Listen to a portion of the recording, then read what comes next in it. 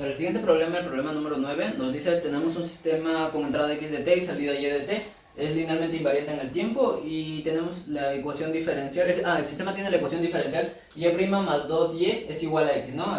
También nos dice que la respuesta al impulso es h de t. Para el primer requerimiento nos pide determinar la respuesta en frecuencia del sistema, o sea, HJW. Donde HJW podemos hallarlo aplicando la transformada de Fourier a la primera parte y a la segunda parte, ¿no? Aplicamos acá y luego la propiedad de la linealidad de transformada de Fourier nos dice que puede entrar a cada uno de los miembros. Sacamos la transformada de Fourier de y', la primera derivada, que nos quedaría la parte de acá, y de y sin derivada, que nos queda la parte de acá, multiplicado por 2. Luego la transformada de Fourier de x, tal como se ve. Factorizamos y' y dividimos entre x para que nos dé la HJW, que sabemos que es la salida sobre la entrada, ¿no? Y nos queda esto de acá. Para el diagrama de Bode necesitamos la magnitud y la fase. Primero tenemos que pasar la ecuación que se muestra aquí a su forma estándar, que sería como un 1 acá, como se ve, como un 1. Y para eso nos queda como numerador 0.5 y denominador 0.5W más 1, ¿no? La magnitud nos dice que es 20 logaritmo del módulo de HJW y la fase es el arco tangente de la parte imaginaria sobre la parte real. Para el módulo de HJW sacamos el módulo al numerador y al denominador, que sería el numerador 0.5 módulo y el módulo de 0.5W más 1, ¿no? Nos queda como se muestra acá. Esto de acá lo reemplazamos, como es el módulo, en 20 logaritmo de la magnitud. 20 logaritmo de HJW, perdón. Y nos quedaría tal como se muestra acá. Para la fase, necesitamos sacar la fase del numerador y del denominador, ¿no? Y aquí nos dice que la fase es el arco tangente de la parte imaginaria sobre la parte real. Entonces, para el numerador, sabemos que el arco tangente de la parte imaginaria, acá el numerador, la parte imaginaria no tiene, sobre 0.5, entonces sería igual a 0 la fase.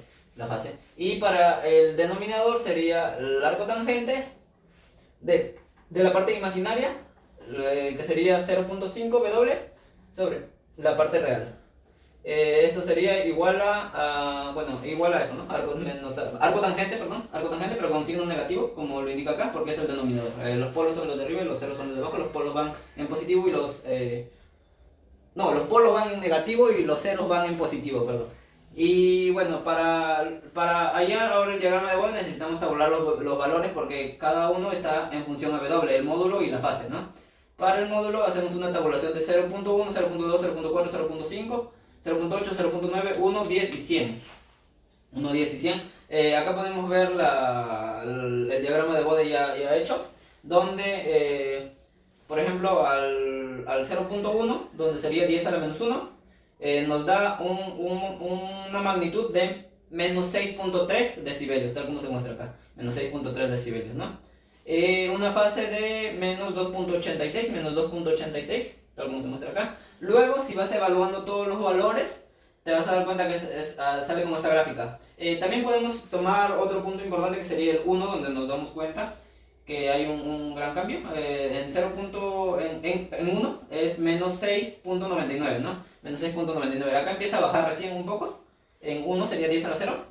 Pero en la fase sería menos 26.56. Menos 26.56. Acá ya empieza a caer. Luego, para otro valor que hemos tabulado, vamos viendo, como por ejemplo para 1000, para 100, nos dice que es menos 40. Acá ya está.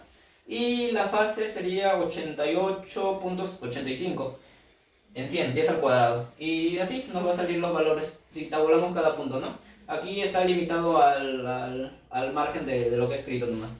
Y bueno, para la parte B nos dice que hay el retardo de grupo. El retardo de grupo del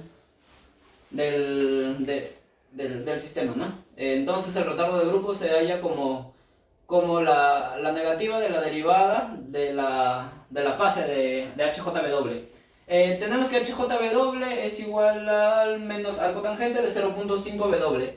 Se cancelan los negativos y nos quedaría como la derivada de arco tangente de 0.5W. Esto nos sale, lo que se ve acá, 2 sobre 4 más W al cuadrado. Y ese sería el retardo de grupo. Para la parte C,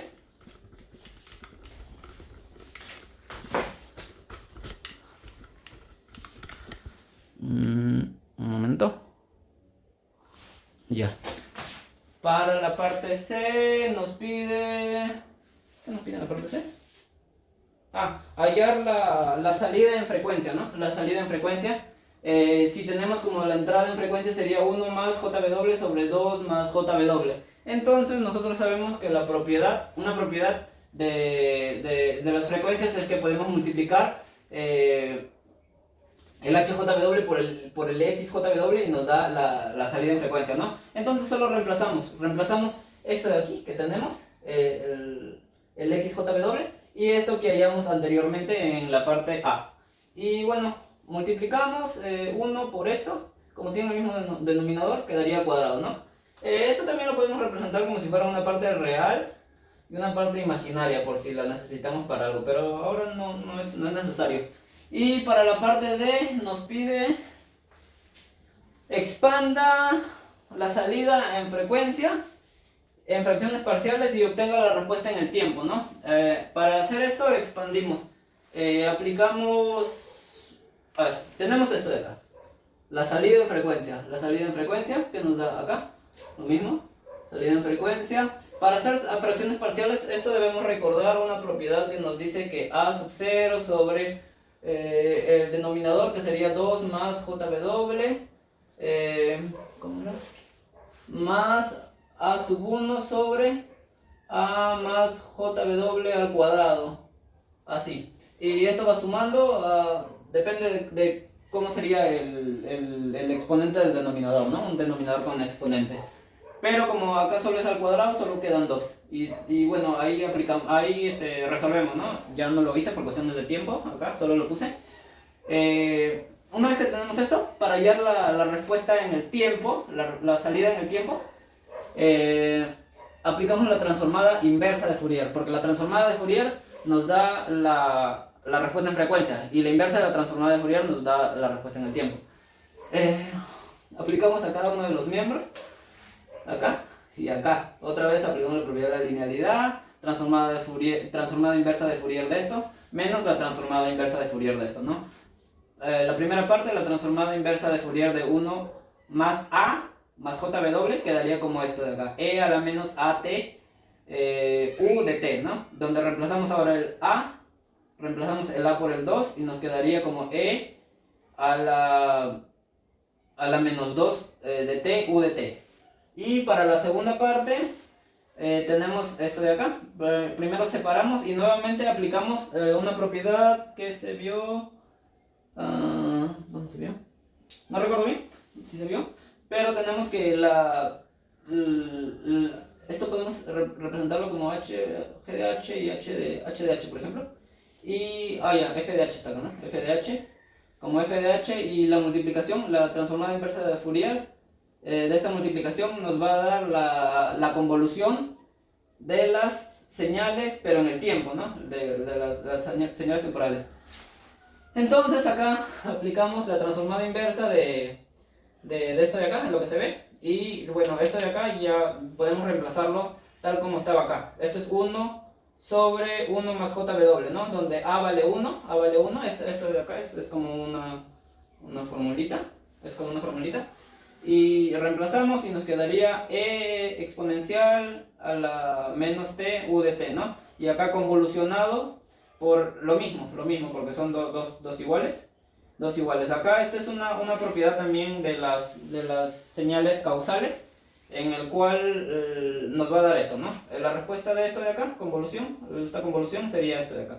Entonces la respuesta temporal del sistema sería esto de acá, la transformada inversa de esto, menos la transformada inversa de esto, donde la transformada inversa de esto sale esto, y sería esta parte, aquí, y la transformada inversa de Fourier sería esto de acá, restando, la resta de esto, la diferencia de estos dos. Y eso sería el fin del problema. Gracias.